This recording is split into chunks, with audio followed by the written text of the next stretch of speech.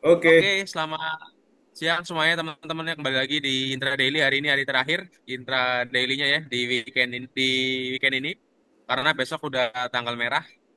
Mudah-mudahan udah nggak ada long weekend nih bulan depan IHSG hijau pekat lah ya Mas ya. Oke, Mas Moses, ini berita ini sebenarnya berulang-ulang sih. Ini repeat repeat repeat berita sih kalau saya lihat ya. iya dia Jadi recycle itu. berita tentang apa namanya batu bara ini kiamat gitu ya. Ini udah beberapa kali berita ini dikeluarkan ketika harga saham batu bara atau harga batu bara itu turun, gitu. Tapi sebenarnya pertanyaan saya sederhana sih, ketika batu bara itu memang sudah tidak dipakai gitu ya, apakah apa kendaraan listrik ini sangat akan membantu gitu ya dan akan trennya akan naik karena mengingat bahwa nggak mungkin kan kendaraan yang sekarang ada nanti dimusnahkan atau bagaimana gitu ya karena kan kendaraan yang beredar dengan menggunakan bahan baku misalnya bensin itu udah banyak banget. Kalaupun misalnya batu bara bakal dihabisin, diganti dengan kendaraan listrik itu kan banyak ya kerugian atau mungkin butuh dana yang luar biasa ya untuk menggantikan itu semua. Nah, kalau kita lihat memang beritanya karena di Cina sama di India itu udah oversupply ya Mas ya. Produksinya udah banyak mereka, jadi yang dari Indonesia itu tidak terlalu banyak untuk diimpor ke sana. Tapi menurut Mas Moses gimana pandangannya tentang batu bara ini, Mas? Apakah benar kiamat atau memang ya udahlah itu mah bumbu-bumbu kecap aja gitu ya. Nanti kalau naik Oke. juga beritanya beda lagi gitu. Oke Iya sip. Oke, Mas betul. Moses silakan, Mas. Ya, thank you ya Om Budi. Ini udah makanya tadi malam juga kita bilang kan, news itu akan selalu di recycle. Karena apa? Karena news itu diperlukan tiap hari gitu ya sama bandar sama yang berkepentingan. Sedangkan apa yang terjadi di lapangan, aplikasinya, operasionalnya seperti itu kan butuh waktu kan, butuh berbulan-bulan. Makanya banyak yang news-news yang di recycle. Maka dari itu kita yang perlu kita lihat itu adalah sebenarnya tetap bagaimana dia di market sebenarnya. Karena sebenarnya kan news itu kan dibuat sama orang, diorder sama orang lah, diorder sama bandar. Tujuannya kita nggak tahu gitu. Dan refleksinya itu atau apa namanya efeknya itu kan ke market. Dan yang kita lihat itu adalah respon dari market sebenarnya, respon dari orang-orang yang di market itu. Karena kan market itu kan kolektif kan, kolektif decision gitu. Jadi kalau misalkan memang ternyata walaupun gak ada news seperti ini gitu ya, kalau misalkan kolektif marketnya itu mereka mau buang semua saham-saham batu bara, ya saham batu bara kan turun terlepas dari harga batu bara global itu naik gitu ya. Sedangkan harga global kan sebenarnya masih di 100 ya. Masih di seratusan dolar per ton.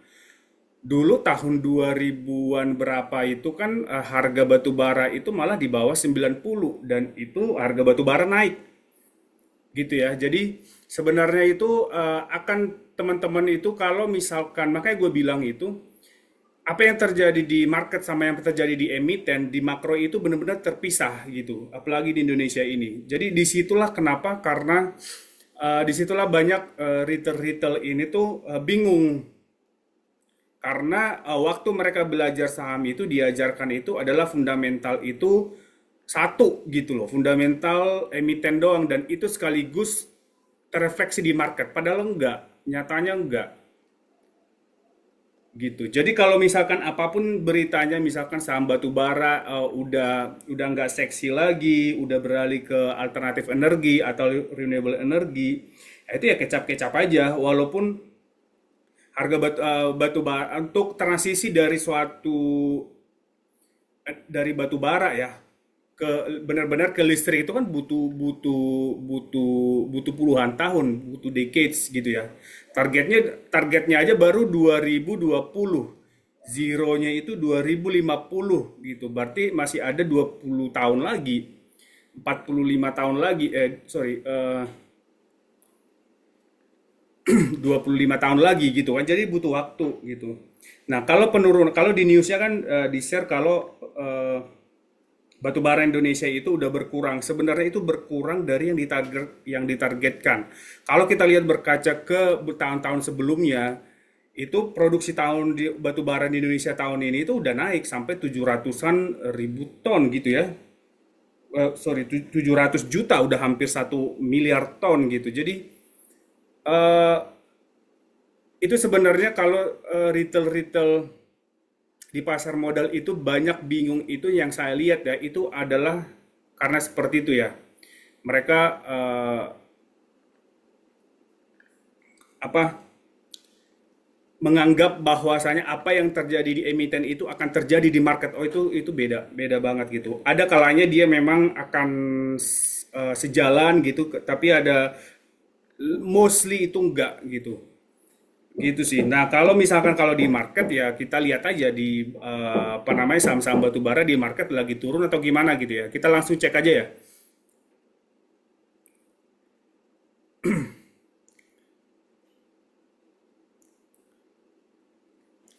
Kita cek saham-saham batu bara deh.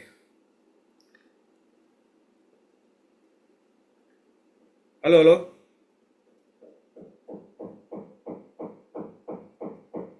Stable connection. Halo.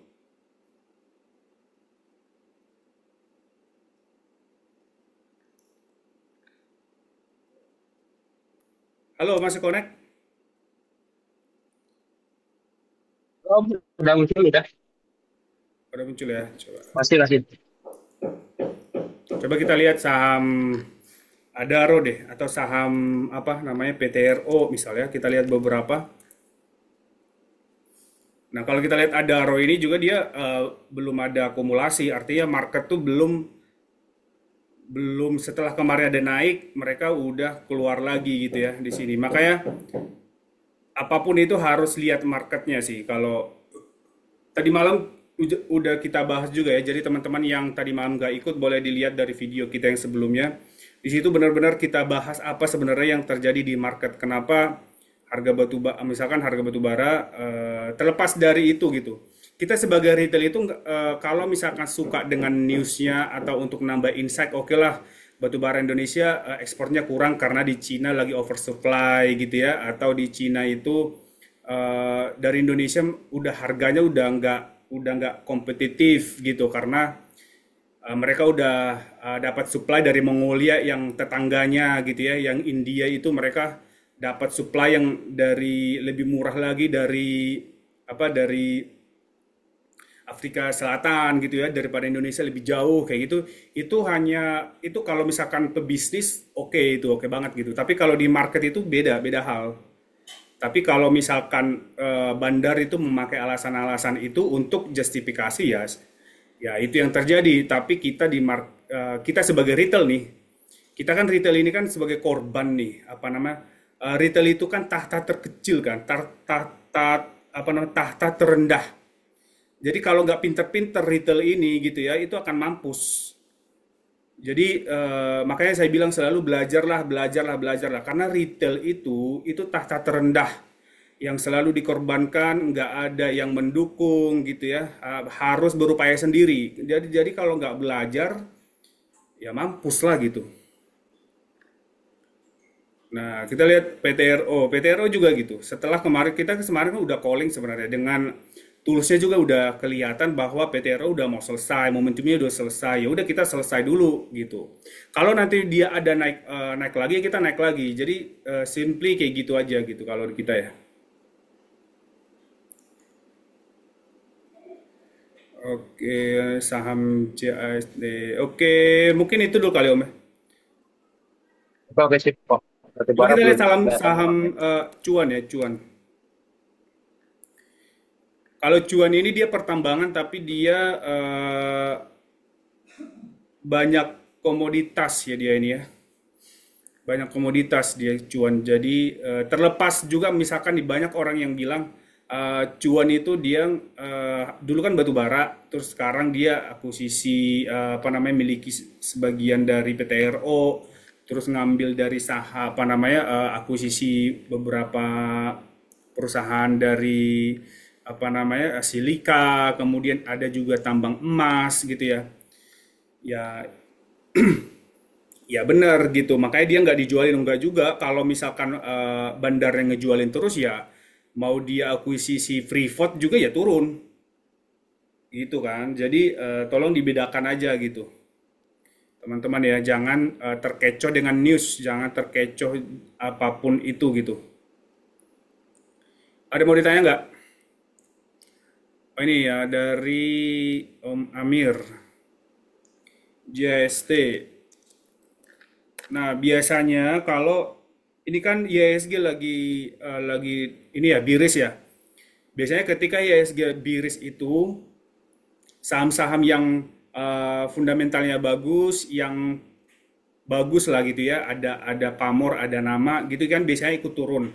Kan nah, biasanya tuh pelaku market itu akan ngambil apa saham-saham yang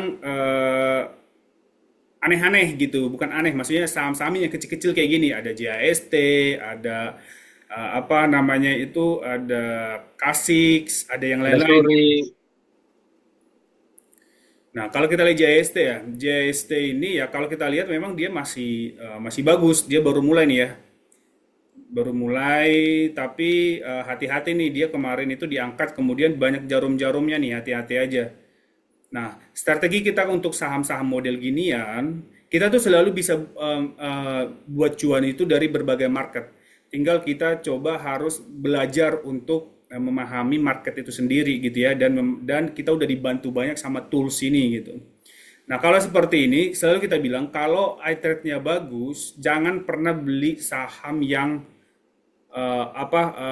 udah hijau, apalagi apa makro atau fundamental dari emitennya itu nggak ada narasinya, hanya simply technical rebound atau technical pergerakan technical aja gitu.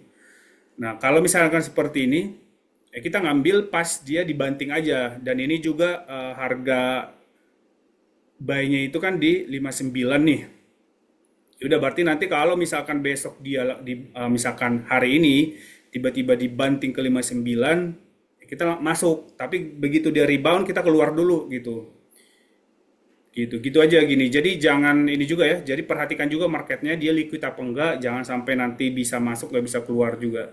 Untuk saham-saham kecil itu biasanya perhatikan itu likuiditas, kemudian juga iTrade-nya seperti ini, dan pilar satunya ya, fundamental emitennya, apakah ada makro atau news atau corporate action yang terjadi. Nah, biasanya itu sebelum ada news itu kan biasanya kita ngelihat ini ya, apa bisa kita ngelihat sebenarnya, tapi itu mungkin karena saya udah berpengalaman di market mungkin bisa melihat itu. Nah, biasanya itu kita tunggu dulu kalau misalkan nih ada yang naik gap up seperti ini ya, open gap. Kemudian kita tunggu dia sampai dia ini merah. Kalau dia merah-merah itu ada yang nahan, kemudian dia maintain momentumnya naik dan akumulasi, berarti ada sesuatu di sana bisa kita ikutin gitu. Kalau makanya kita bilang itu paling enak itu adalah ngambil saham-saham yang dibanting merah gitu ya pada saat iTrade-nya bagus. Itu paling enak banget. Itu aja paling Om. PTME coba dong. Tadi ya sempat dibanting kok. Apa? PTMP yang tadi sempat dibanting kok. Oh, PTMP enggak dibanting lah. Kalau dibanting itu artinya dia itu sampai merah lebih dari 7% itu kalau dibanting ya. Oh, oke, oke. Kalau dia open gap belasan persen, kemudian dia turun lagi ya itu retracement lah ya. Karena orang itu ada yang trading jangka pendek, ada yang hit and run, itu biasa lah gitu. Nah, kayak gini. Kalau kita lihat nih navigasinya PTMP masih on track banget. Dan walaupun tadi itu di 15 menitnya kita kelihatan ya kalau ngikutin tadi bid over atau ngelihat OLT dari PTMP ini kelihatan tuh dari mulai tadi di 100 berapa?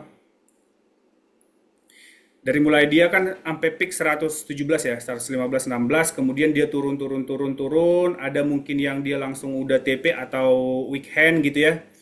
Kelihatan nih di sini dia apa merah-merah nih di time frame 15-nya, tapi belum cukup volumenya itu jadi market atau orang atau bandar atau siapapun itu yang jualan itu belum cukup volumenya itu belum cukup, makanya hanya sedikit dia, makanya hanya tergambar di 15 menit. Di daily-nya dia, di week hourly-nya dia belum ada. Makanya kita bisa tahan. Kalau di hourly-nya juga udah masif kayak gini, kita bisa ini dulu, apa namanya, bisa take profit dulu. Kenapa bisa kita take profit?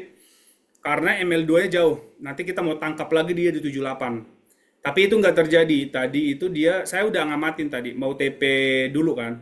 Cuman saya lihat eh, improving lagi dia di 15 menitnya, kemudian di hourly dia juga masih momentumnya masih bagus. Ya udah saya tahan barang gitu. Nah, kecuali kalau dia udah di ini hourly-nya dia udah bengkok, saya akan keluar dulu. Keluar dulu kenapa? Karena masih terlalu jauh nih antara ML2 ke current price-nya. Saya mau nangkap nanti ketika dia dibanting atau merah gitu. Jadi makanya saya bilang apalagi teman-teman tuh yang retail ataupun yang cuman dananya tuh sedikit, misalkan under 20 juta gitu ya, itu bisa maintain juga di satu satu saham juga, tapi perhatikan memang dia pilar satunya bagus, ada fundamental, ada news, ada narasinya ya yang kuat, kemudian eye trade-nya itu bagus di multi time frame, ikutilah di situ. Itu cara belajar paling paling paling cepat dan paling enak buat teman-teman retail yang dananya kecil atau bahkan cuman 5 juta atau cuman sejuta gitu. Itu paling Om. Untuk sementara PTMP masih bagus nih. Kalau dia break dia kembali lagi ke di atas 106 gitu ya. Ini bagus lagi. Mungkin bisa arah kali. Tapi kita lihat aja market gimana ya. Market itu dinamis, 1-2 menit juga bisa berubah. Makanya kita kasih juga time frame-nya sampai kecil ke 1 menit. Gitu Om. Oh, oke kalau oke PTN. Oke Om, thank you ya untuk hari ini, Oke, thank Mas you. Moses. Ya, Sip, sampai ketemu nanti hari Senin ya Mas ya. Nah besok udah long weekend. oke, siap. Happy long weekend teman-teman ya. Salam cuan. Oke siap Om, sehat-sehat Oke, selalu di sana. siap.